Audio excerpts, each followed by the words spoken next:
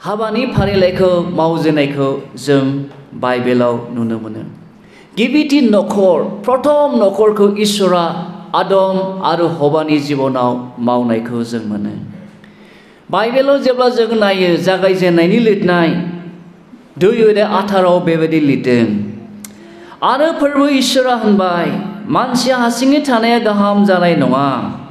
19 पद आङो बिसोरखौ हेफाजाब होग्रा बेजों गोरोबनाय सासे दागोन। जेब्ला इसोरा आदमखौ सृष्टि खालामदों आदमनो गासै क्षमताफोरखौ होनानै बे मुलुगाव एडेन बागानाव दोननानै एडेन बागाननि जिब जुनार एडेन बागानाव थानाय फिथाइ सामथाइ गासै बारि बागानखौ नोजोर होनायजों लोगोसे बे बारि बागाननि मालिकनि दायित्वखौ आदमनो इसोरा होदोंमोन। किन्तु आदमा जेब्ला हारसिं जादों हारसिं थाबायदों हारसिं जिब जुनारजों जिउ खांदों हारसिं जिब जुनारनि मुंफोरखौ दोनदों इसोरा हामजानाय मोनाखै। इसोरा जोंनि नांगौखौ मिथिगौखाय जोंनि साननायखौ बुजिगौखाय आदमनि अमासि जानाय समाव इसोरा आदमनो बेस्ट टु बेस्ट गाहामसिननिख्रुइ गाहामसिन साबसिननिख्रुइ साबसिन आंगोनि लोगोखौ गोदो उन्दुलांहोनानै आदमनि खामिहाराखौ गोबां खामिहारानि गेजेराव गंसे खामिहाराखौ बख'नानै आदमनि लागै बेस्ट टु बेस्ट गोरोबनाय बिहिखौ दानायखौ जोंनि बाइबेलाव खिन्थादों। जागायजेननायनि 2:21 बेबायदि लिरदों। अब्ला फोरबो इसोरा आदमखौ बिमायनो उन्दुलांहोदों आरो बियो उन्दुनायाव बिनि गंसे खामिहाराखौ बख'नानै बिनि जायगायाव मोदोमखौ सुफुंनानै होबाय। दिनै जे जोङो सार्जारिनि खामानिखौ जोङो नुयो डक्टरफ्रा जे अपारेशन खालामो बेनि प्रथम खामानिखौ जोङो बाइबेलाव नुनो मोनो। अपारेशन एबा सार्जारिनि खामानिखौ इसोरा प्रथम खालामग्रोनाय जादों। दिनै मुलुगाव जिखिया खामानिफोरखौ मावनाय जों नुवा मानो प्रथम जों बे बिसयखौ बाइबेलाव मोननो हायो। इसोरा आदमनो खोन्थायाखैमोन जे आदम आङो नोंनो गोरोबनाय नोंबादि सासे बेक्ति दानानै आं नोंनो लाबोसिगोन। माब्लाबाबो इसोरा आदमनो बे सेक्रेटखौ खोन्थायाखैमोन। जेब्ला इसोरा आदमनो बे सारप्राइज गिफ्टखौ आदमनो लांदों बे समाव आदमा ओरैबादि रंजादों ओरैबादि बिनि गोसोआ रंजानायजों बुंफबनानै बेबायदि बुंदों।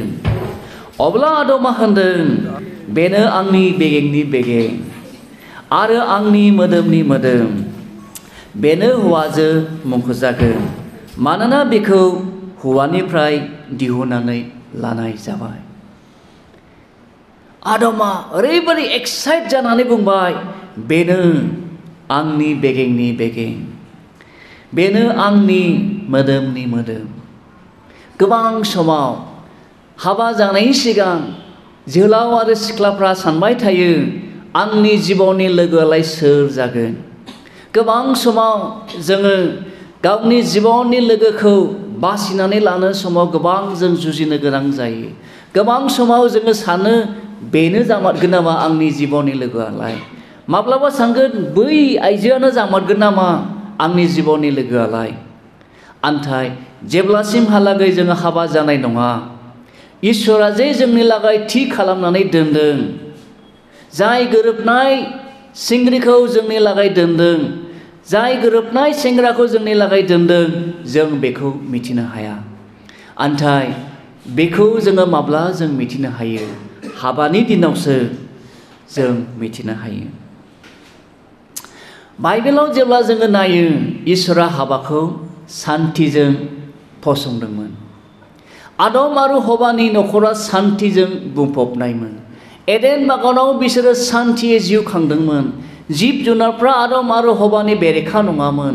आदम आरो हवाजों बिसोरो गोरोबलायै नङामोन। इसोरा नखरखौ सान्थिजों सृष्टि खालामदोंमोन आरो बिसोरनाव आबुं सान्थिया दंमोन, कमप्लिट सान्थिया दङमोन। बेखायनो इसोरा जेब्ला हौवा आरो हिन्जावखौ हाबा होयो, बे दिनाव इसोरा हाबाखौ सान्थिजों बियो सृष्टि खालामो, सान्थिजों बियो जागायो। बेखायनो जोंनि दिनै हाबा लानो ओंखारबोनाय हौवा गोदान आरो हिन्जाव गोदाननि लागै नोंथांमोननि जुलिया दिनै सान्थिजों जागायो, सान्थिजों जागायो आरो जोंनि नखरा सान्थिजों जोङो आवगायलांनो नांगोन। जोंनि नखरा सान्थिजों फसंजानायलाय, इसोरा जोंखौ सान्थिजों गायसननायलाय, जोंनि बे नखरा जेब्लायबो इसोरखौ समायहोनाय नखर जानो नांगौ। इसोरजों गायसनजानाय नखरा जेब्लायबो इसोरखौ समायहोनाय जोंनि नखर जाफ्लायनो नांगोन। गासैबो बिथिङाव जोङो इसोरखौ सिगाङाव दोननानै जोङो सोलिलांनाय नखर जानांगोन। मानोना इसोरा जेब्ला नखरखौ फसङो, सान्थिजों फसङोखाय, गावनि प्रेजेन्सखौ दोननानै बियो फसङोखाय, जोंनि नखरा इसोरखौ समायथि होनाय, इसोरखौ सिगाङाव दोननानै आवगायलांनाय नखर जानो नांगोन।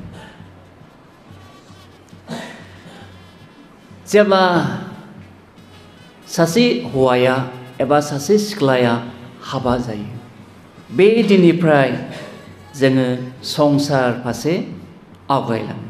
बेयाव दुखु दङ, खस्थ'बो दङ, सैनांनाय दङ, माब्लाबा रंजानाय दङ, माब्लाबा लाख'नो हालायलायै मिनिनाय जागोन, माब्लाबा गाबनाय, माब्लाबा मोदै हुगारनांनाय जोंनि जिबनाव जायो।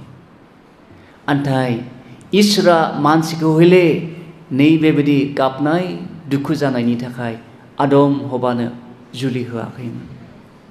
मानसिनि गोरोन्थिनि लागाय दिनै बे भुगिनाया जोंनाव सफैयो। हाबा जानायजों लोगोसे जोङो संसार फारसे थाङोखाय, जोंनि नखराव, जोंनि नखरखौ इसोरा सान्थिजों फसंदोंब्लाबो मानसि जानायखाय, बे मुलुगाव खामिनायखाय समाव जोंनाव रंजानाय फैगोन, समाव जोंनाव दुखु फैगोन, समाव जोंहा मिनिनाय फैगोन, समाव जोङो लाख'नो हालायलायै गोजोननाय फैगोन, समाव जोंहा रुजुननो हालायलायै दुखुबो फैनो हागौ। हाबा जानायनि सिगां एल्ड्रिना गंसेल' ब्रास बायोमोन दाने, ना गंसेथ' ब्रास बायोमोन? गंसेल' ब्रास बायोमोन। दाने नोंनि ब्रासआ गंनै बायनांनायसै। नोङो सिगां गावनि थाखायल' आं माबायदि गस्ला बायगोन सानदोंमोन।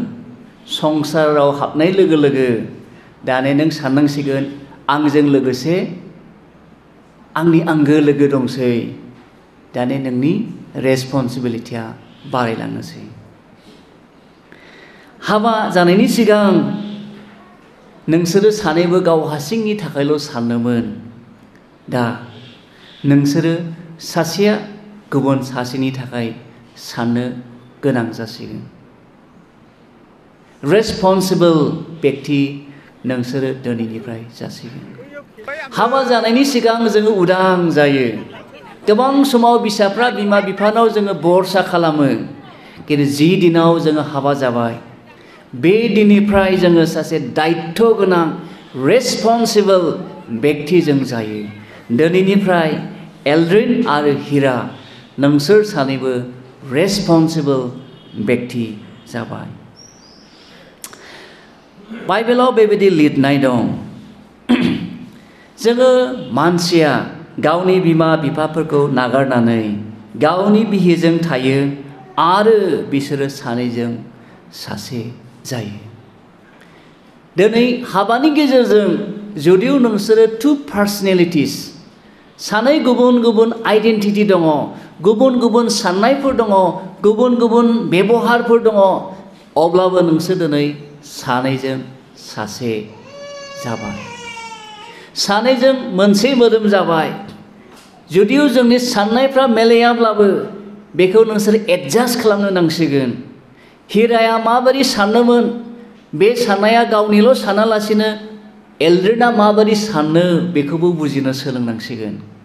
एल्ड्रिनाबो गावनि साननायखौल' जाफुंनो सानालासिनो हिराया माबायदि सानो बेखौबो बुजिनो सोलोंनांसिगोन।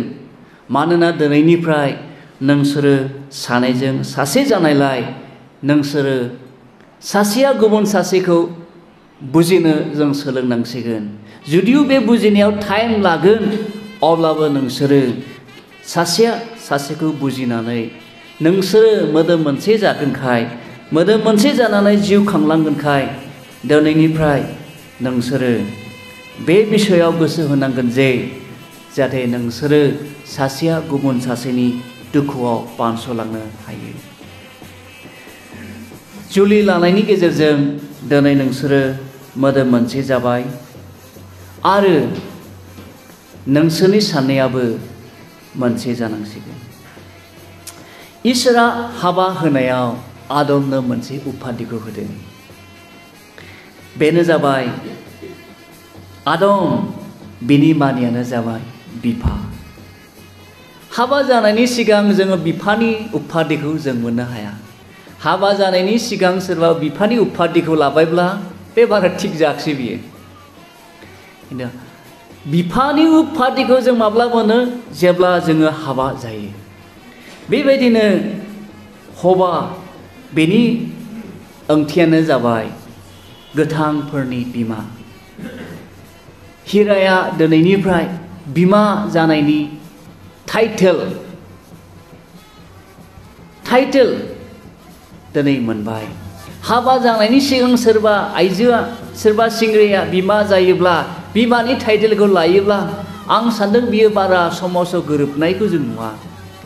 जाय टाइटेलखौ जाय नामखौ इसोरा हाबा जानायजों होदों बे बिषयखौ जों हाबा जानायावल' जों मोननो हायो।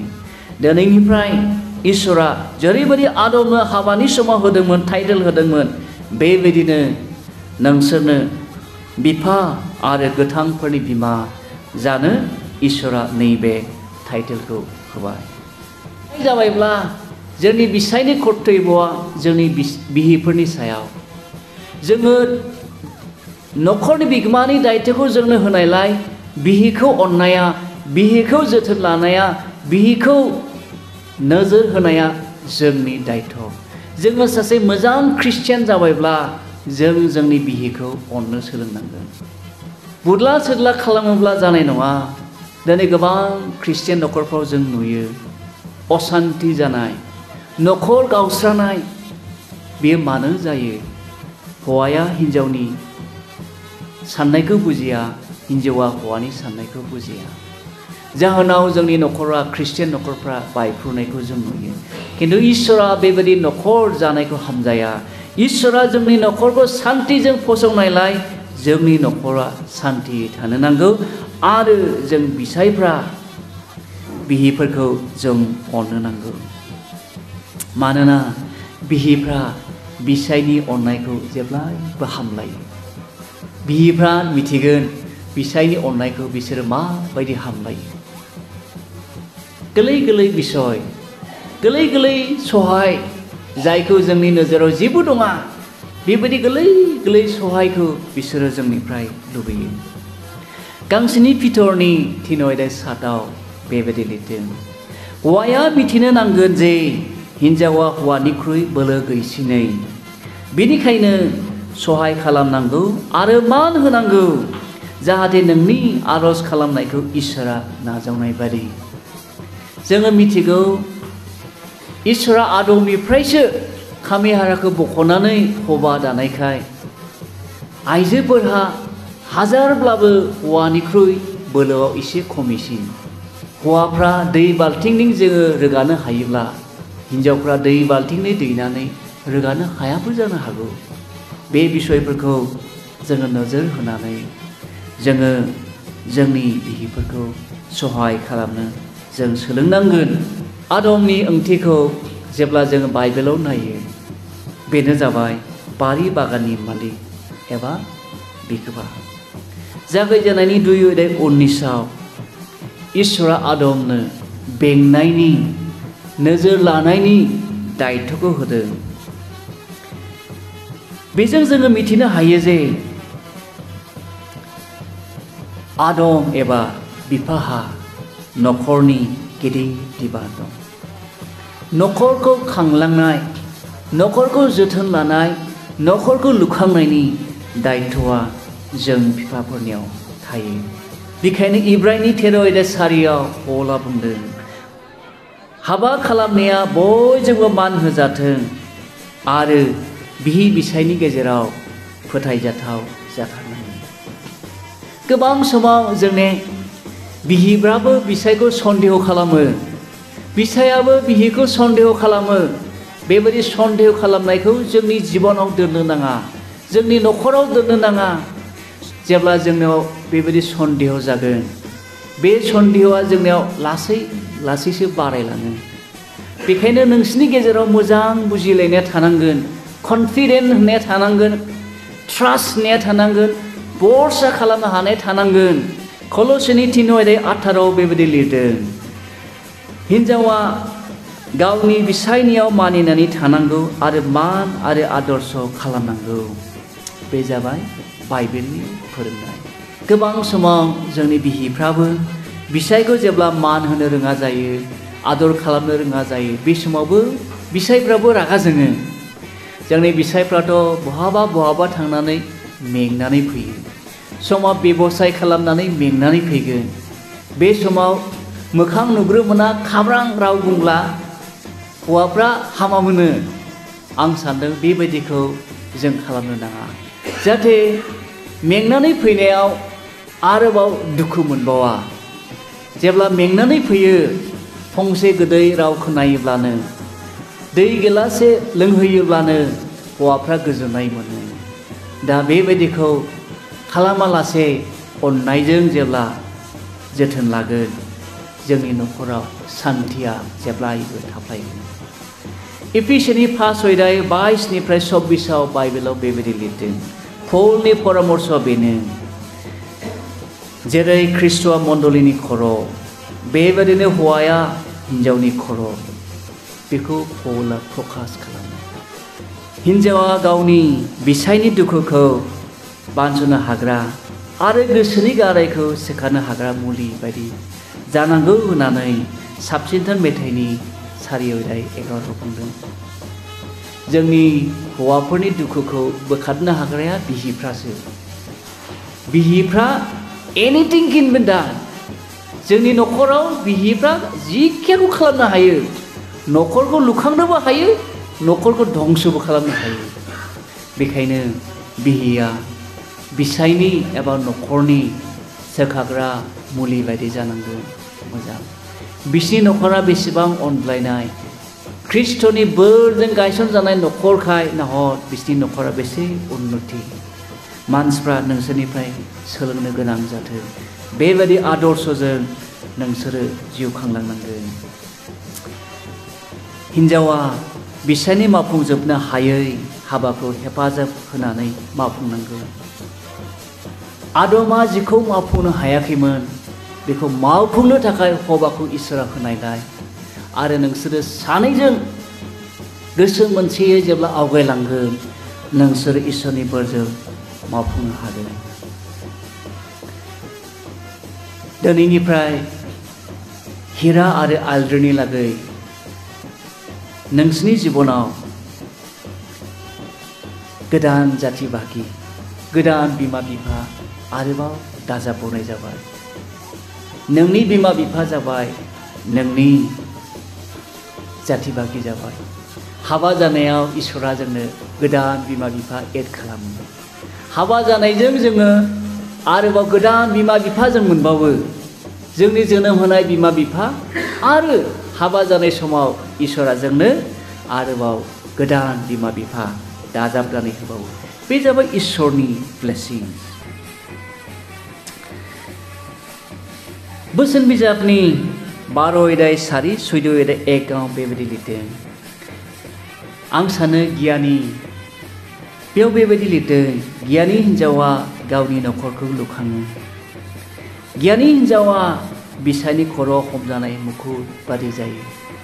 आं सान्दों हिरानि मोजां मावनायजों, हिरानि मोजां आदर्शजों एलद्रिना बेबायदि मान मोनगोन, मुकुट हमजानाय बायदि जागोन। बयजोंबो सासे सिनायजानाय बेक्ति जागोन।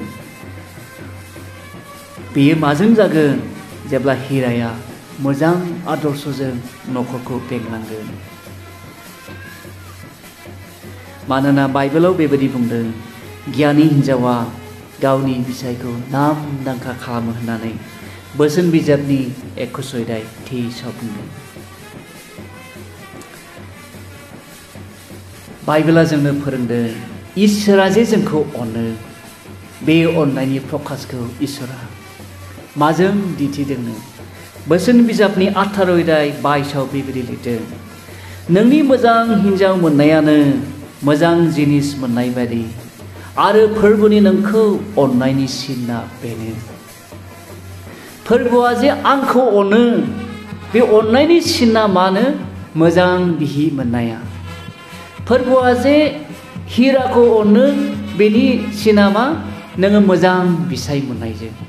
दिनै नोंसोरो हौवा हिन्जाव बिहिया मोजां बिसाय मोननायजों आरो बिसाया मोजां बिहि मोननायजों, बेजों दिनै प्रकाश जादों जे इसोरा नोंसोरखौ अनो। इसोरनि अननाया प्रकाश जायोनो मोजां बिहि आरो मोजां बिसाय मोननायजों। दिनैनि दिननि गेजेरजों इसोरनि अननाया नोंसोरनि जिबनाव प्रकाश जाबाय। दिनैनिफ्राय नोंसोरनि बे हाबानि जि रादाय खासिगोन, बियो नोंसोर थैस' थांस' थानांसिगोन। दुखुआव निदानाव नोंसोरो गावजों गाव सहाय खालामनांसिगोन। बोलो गैयि जानाय समाव गावजों गाव नोंसोरो हेफाजाब खालामनांसिगोन। थैनाया नोंसोरखौ आलादा खालामागौ मानि नोंसोरनि गेजेराव ख्रिस्ट'नि फसंनाय सान्थिनि न'खरा थाफ्लायनांसिगोन। आं बे बाथ्राखौल' बुंनानै बाइबेलनि बाथ्राखौ बुंनानै दोननो सानबाय।